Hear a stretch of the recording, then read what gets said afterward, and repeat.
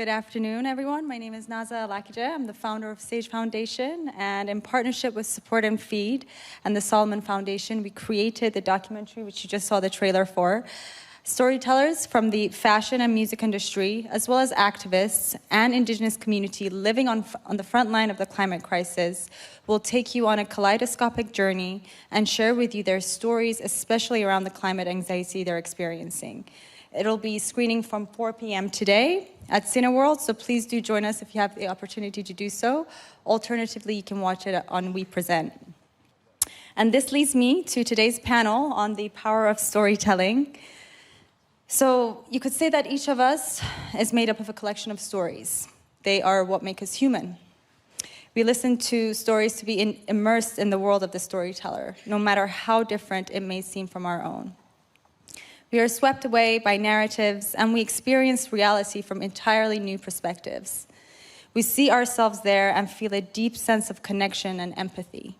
Stories are how we learn from one another and how we emulate our dreams. They are the most powerful way of unleashing creativity and bringing about change. It is with such pleasure that I will be speaking to 3 incredible, inspiring young women whose unique storytelling abilities have brought about seismic shifts. They have inspired me and many others across the world, and I really have no doubt that what they have accomplished is only the beginning. So without further ado, I will let Tori, Mya-Rose, and Clover introduce themselves. Tori, over to you. Thank you so much, Naza. It's really great to see everyone here. My name is Tori, and I am a climate justice activist and writer, and also the co-founder of a space called Bad Activist Collective, which aims to dismantle the guise of perfectionism in activism, as we all know that so many of us feel overwhelmed at the task of taking action and feel like we have to live, breathe, and eat perfectionism in order to take a stand. And what we try to do is dismantle that misconception. And I also work across different youth coalitions, specifically in Latin America and the Caribbean. I'm part of a youth coalition called Unite for Climate Action, which aims to make sure that marginalized communities and those from the global south of the global majority are represented in climate spaces.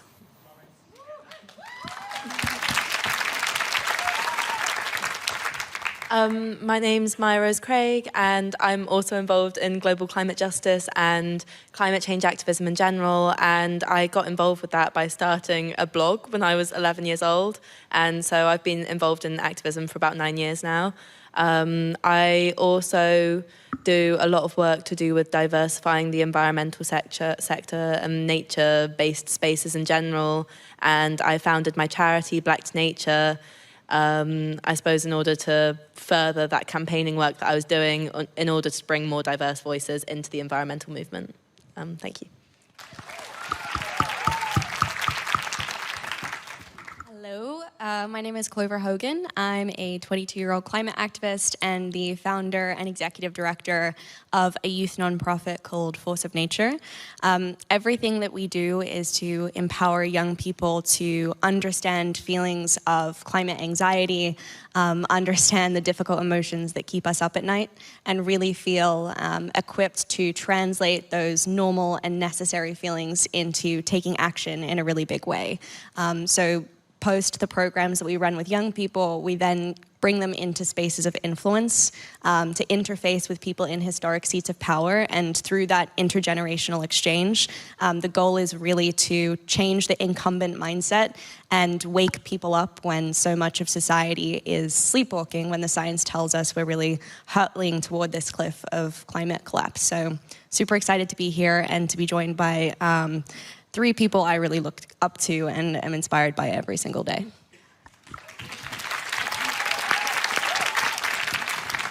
Amazing, amazing. So I'm going to dig right in. One of the things that obviously you guys are all within this space, the most important thing for you is storytelling, and how you tell your narrative, how you tell what you're passionate about in your activism. So the first thing I want to ask from each of you is, what does storytelling mean to you? Because for me, from a young age, it was something that I experienced from my grandparents, for example. It connects my past to my future.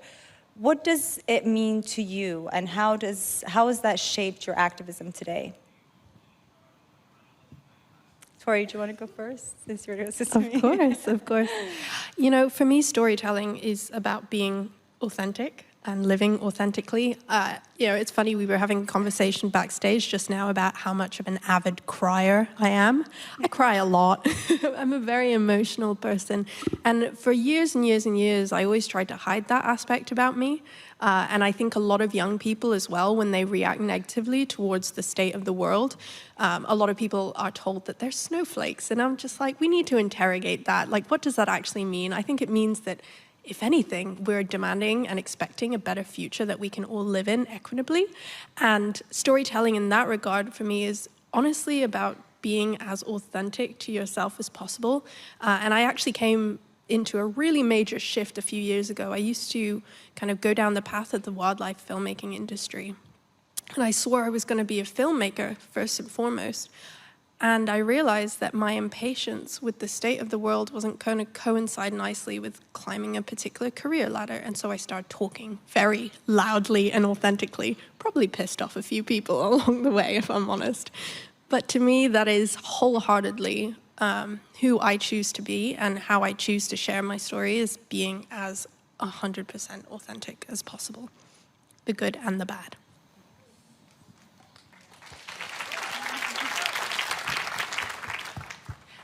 Yeah, I think like the phrase talking very loudly, I feel like that sums up what activism is and what being an activist is. Because I was thinking about this a lot before, and I feel like a lot of my activism links in with the act of storytelling, and I suppose more broadly, the act of communicating with people in so many different forms. Even the fact that I think for all of us, social media has played an incredibly important role in, you know, the fact that we're able to make ourselves heard in a way that never would have happened before. And I think back to how I first got involved with activism years ago now, and there was this oil spill in Bangladesh, where my family is from, and I heard about it through the Bangladeshi media, and I remember just waiting and waiting for people in the West to talk about it. It was this terrible, disastrous oil spill, and just no one cared. And I think the sudden realization that I could go online and I could tell that story and I could make people care was genuinely revolutionary to me. And it made me realize that, like, I know it's corny, but genuinely anyone can be an activist and anyone can make a difference. And it did make a difference. You know, that ended up raising massive amounts of money and saving that area of the forest. And so I think whenever I'm thinking about activism, I'm thinking about how to communicate with people, how to communicate issues, make people understand why they should care about these things. And that's what a lot of my work in diversity boils down to. I spend a lot of time talking to people from other countries, talking to people from, you know, ethnic minority communities in the UK, and helping them to understand what environmental issues are, what climate change is, how it's probably affecting family abroad and things like that. And I suppose, you know, figuring out how to communicate these issues effectively.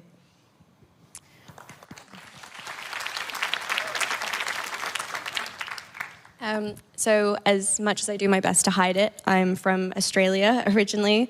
I grew up in Australia for the first 13 years of my life, and then I moved to Indonesia for the rest of it. And I read about the climate crisis growing up in a bubble of climate privilege in Australia. I watched it in documentaries, and then I started to actually see some of those frontline first-hand impacts growing up in Indonesia. And when I was 16, I went to COP21 in Paris, so this global climate meeting where world leaders were finally coming together to take action at the pace and scale required. And I remember going in with this really kind of starry-eyed optimism and sense of relief as well. I felt finally people with real power, real influence are going to come around the table and act in a really big way. And the first event that I went to was called the Sustainable Innovation Forum. And it was sponsored by the likes of Coca-Cola, BMW, and Shell. I had never before seen greenwashing on such an unapologetic scale. I'd never met so many leaders fluent in making promises scheduled far enough into the future that they required no immediate action. And I remember feeling deeply disillusioned. I remember thinking it was like going to a conference on lung cancer sponsored by Philip Morris, the cigarette company. And I felt powerless for the first time in my journey as an activist. But the thing that I remember most is that I saw that powerlessness reflected in the eyes of the people around me. I saw it in those calculating policymakers. I saw it in those cautious corporate leaders. I saw it in my fellow eco-anxious peers. And for me, this was a real light bulb moment, because I realized that in many ways, the climate crisis is really the story that we failed to tell. You know, we've learned about it in the context of 1.5 degrees of warming and polar bears, you know, things that if we don't have that direct experience are really difficult to understand or even begin to care about. You know, the climate crisis is everything from the clothes that I'm wearing to the food in my fridge to how I get around the city, but more than anything, it's a power structure that privileges a really small number of people. It's a story that convinces us that we're separate from nature and that it's okay to sacrifice frontline communities so that we can continue living in a bubble of comfort. It's a story that convinces us that, you know, limitless growth with finite resources is going to safeguard the future of humanity, which it clearly isn't. And so for me, storytelling is about rewriting all of the stories that we collectively subscribe to and starting with our own stories, so that rather than subscribing to one about the system being too broken or being too small to do anything about it, we can realize the infinite power that we all have, that, you know, everyone on this stage is really testament to when we commit ourselves to being part of the solution.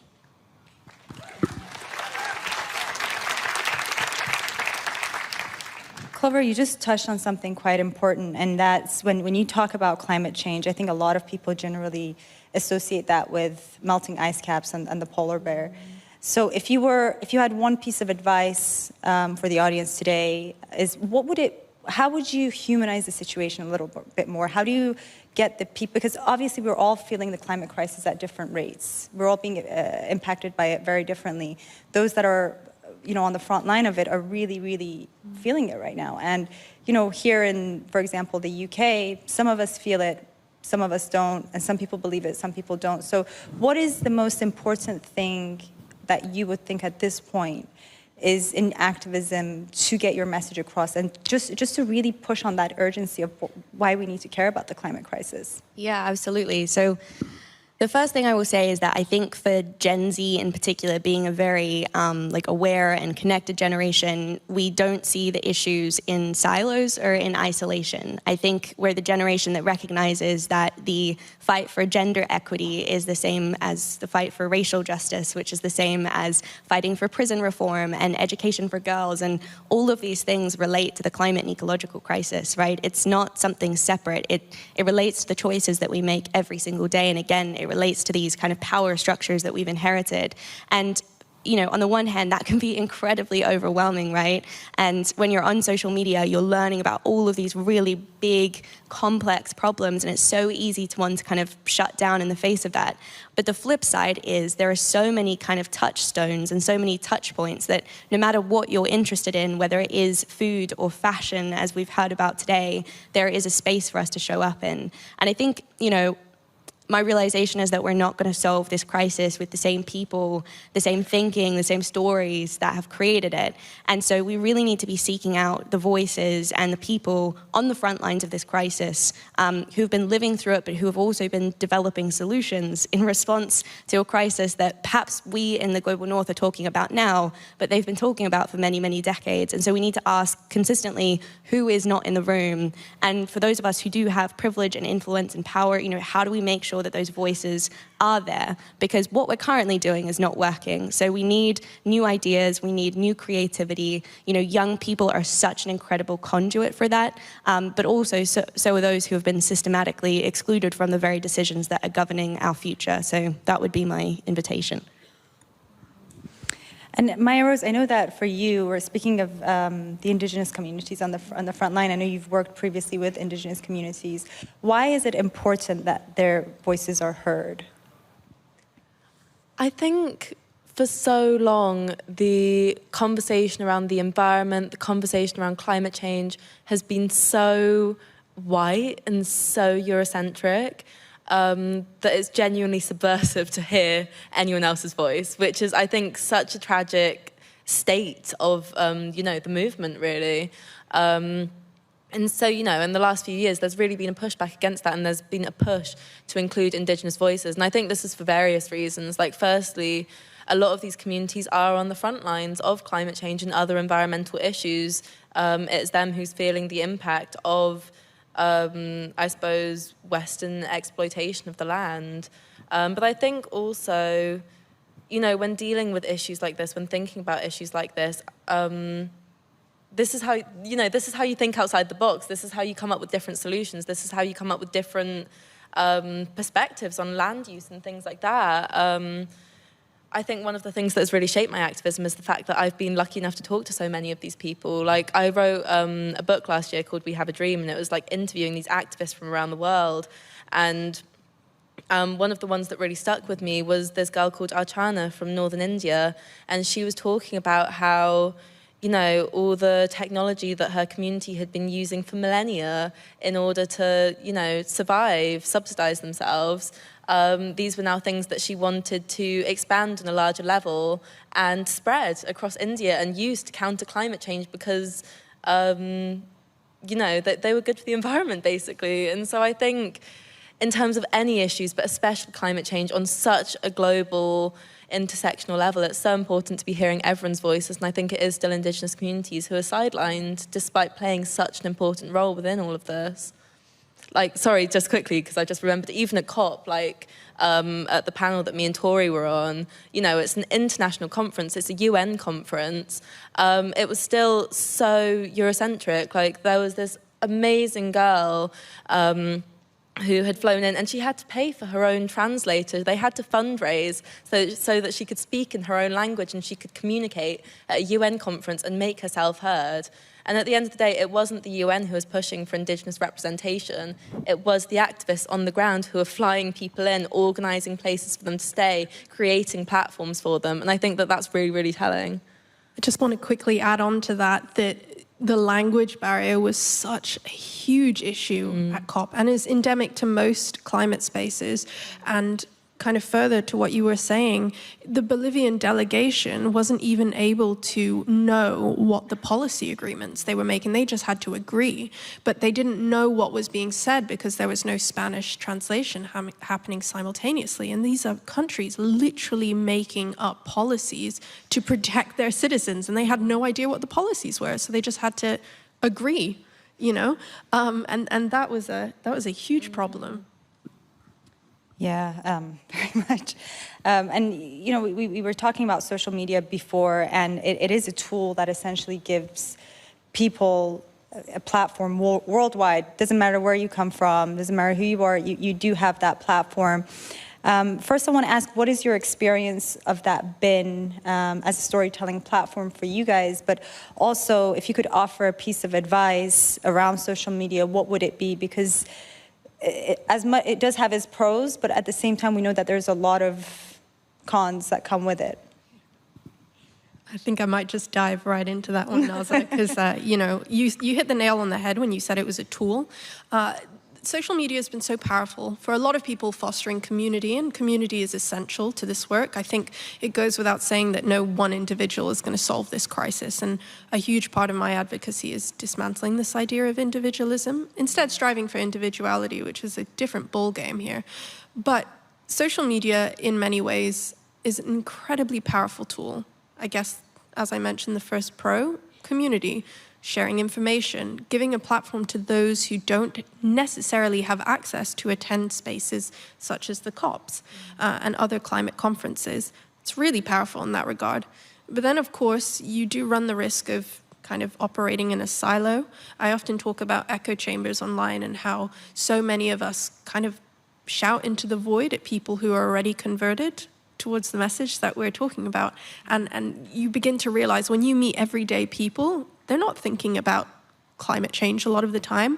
You know, most working class people would be thinking about putting food on the table for the family, trying to make sure that they have housing stability.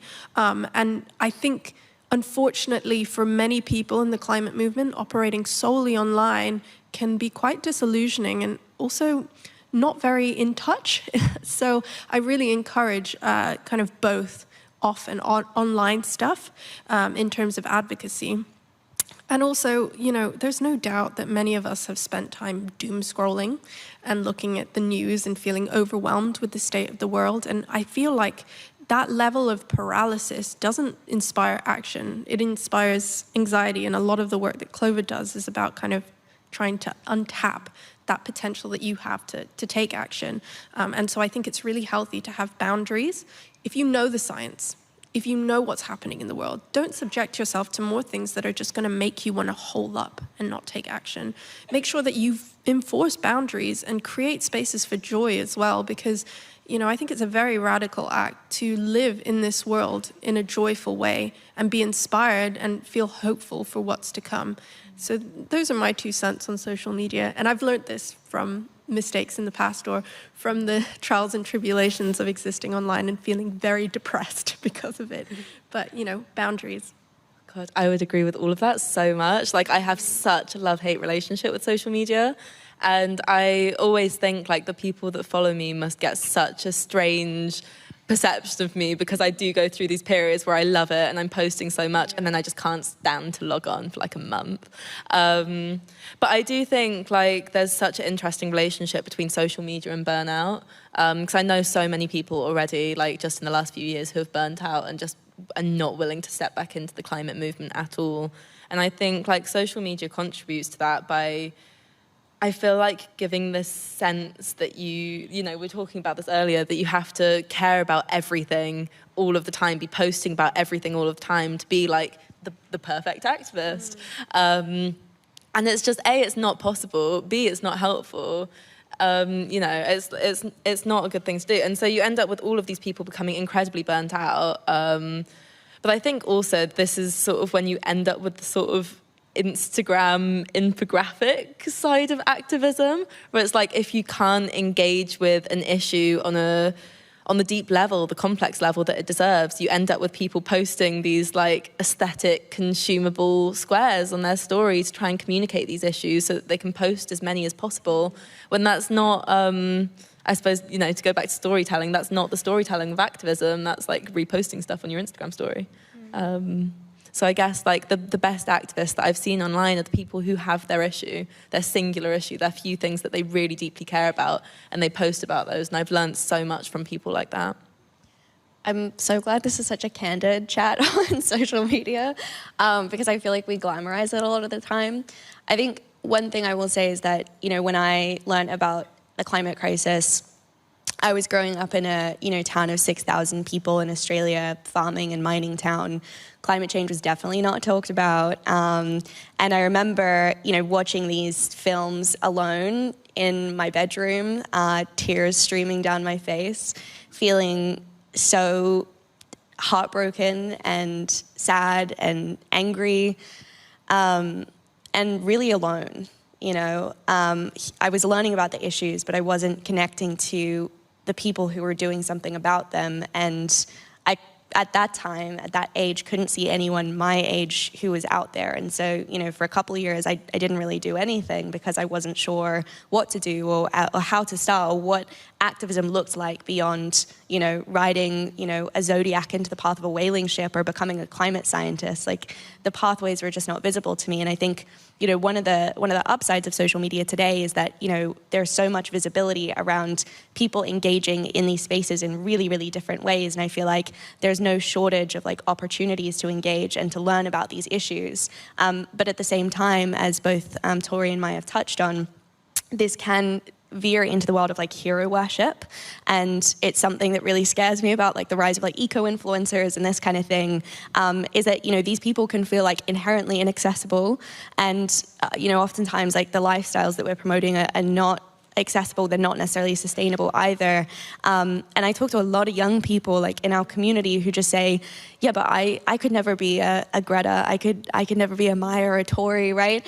And so it's like, how do we do the storytelling in a way that connects it back to those very first steps, which for Greta, for example, is like sitting on the steps of Parliament with a cardboard sign, like how do we tell the honest story that is engaging in these issues in a really human way, rather than just kind of creating poster children of the climate movement? I really want to add on to that because it's such an important dialogue. And so when Maya and I did a panel at COP26. We actually did one with Emma Watson and Greta Thunberg, and Emma was reading out Greta's bio, and Greta just sat there like this the whole time. She was so modest, and Emma was so surprised. She's like, she's so modest, I don't understand it. She's an incredible person. And she is. She's a really incredible person. And the thing is, every single person has that. And I think that's part of the problem that you were talking about, this really severe idolization of sole individuals to be the source of climate action.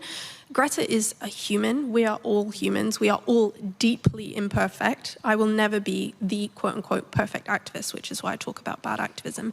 But martyrdom in this movement is something that I think needs to take a backseat. It's not going to be solved by one individual upholding climate justice. It's going to be solved by every single person in this room walking away and realizing that they have the potential to create change, to tell their own story, to influence those around you. So yeah, I just love that conversation, Clover, and I'm really glad you brought it up.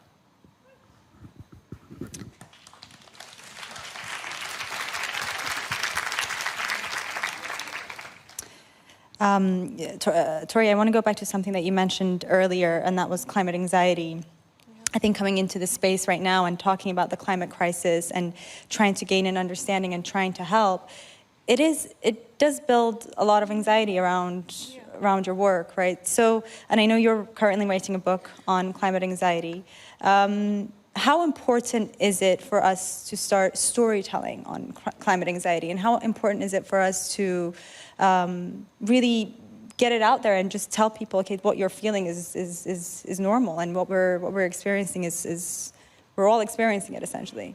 Yeah, thank you. So I want to kind of preface this by telling you where the title of my book came from. It's called It's Not Just You, and it has a few meanings. It's Not Just You is a reminder that you're not alone in whatever struggles that you have.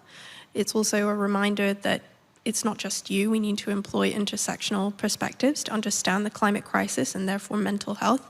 It's not just you, it's the systems that we live in. And it's not just you. We can't be employing individualism as the solution to things that ultimately really need collective care and community structures. And the reason why I say that is because when I talk about eco-anxiety, I think a lot of people are expecting me to just talk about how I'm terrified of the future. But the reality is it's not just the future. It's now, and it's been the past. And growing up in a fishing town in Hong Kong, I can guarantee you I was just as terrified then as I am now. And I think it's also very difficult for me to pry apart my eco-anxious experience with my predisposition to mental health struggles, whatever that might be.